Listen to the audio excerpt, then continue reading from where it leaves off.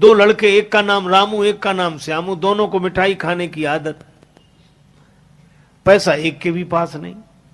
अब बड़े व्याकुल। एक बोला चलो मिठाई बनते तो देख लेंगे।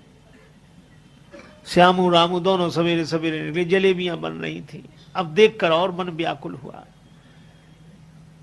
श्यामू बोला पैसा तो बाद में मांगेंगे, पहले खाने में बिगड़ता क्या है। चला गया, हलवाई जी जलेबियां कैसे दी? का 20 रुपए किलो। और ठीक है 250 ग्राम दो। खाने लगा। रामू को लगा कि इसके पास पैसा नहीं, खा कैसे रहा है। थोड़ी देर तो उसने धीरज रखा। उसने सोचा जो इसका होगा तो हमारा होगा, हम भी चलते हैं।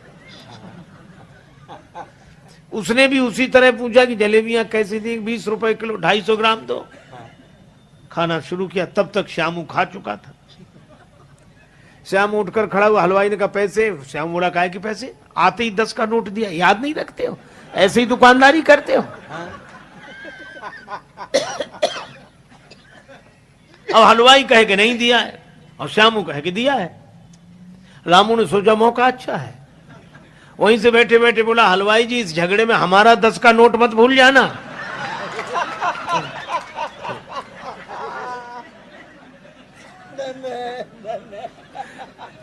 हलवाई ने कहा नहीं तुम्हारा तो याद है। उसने सोचा एक करे करे दो थोड़ी करेंगे, हमारे कुछ दिमाग में गड़बड़ी है।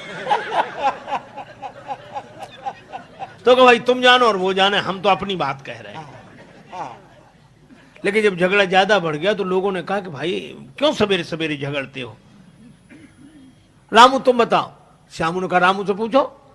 रामू ने कहा कि वैसे तो हम किसी के झगड़े में पड़ते नहीं, लेकिन मैं सौगंध करके कहता हूं, राम जी की, कृष्ण जी की, गंगा जी की, जमुना जी की, जिसकी कहो उसकी सौगंध कर ले। जैसे मैंने 10 का नोट हलवाई जी को दिया, ऐसे ही 10 का नोट श्यामू ने भी दिया है। मतलब ना मैंने दिया ना इसने दिया। अब बोलो वो झूठ कहां बोल रहा है?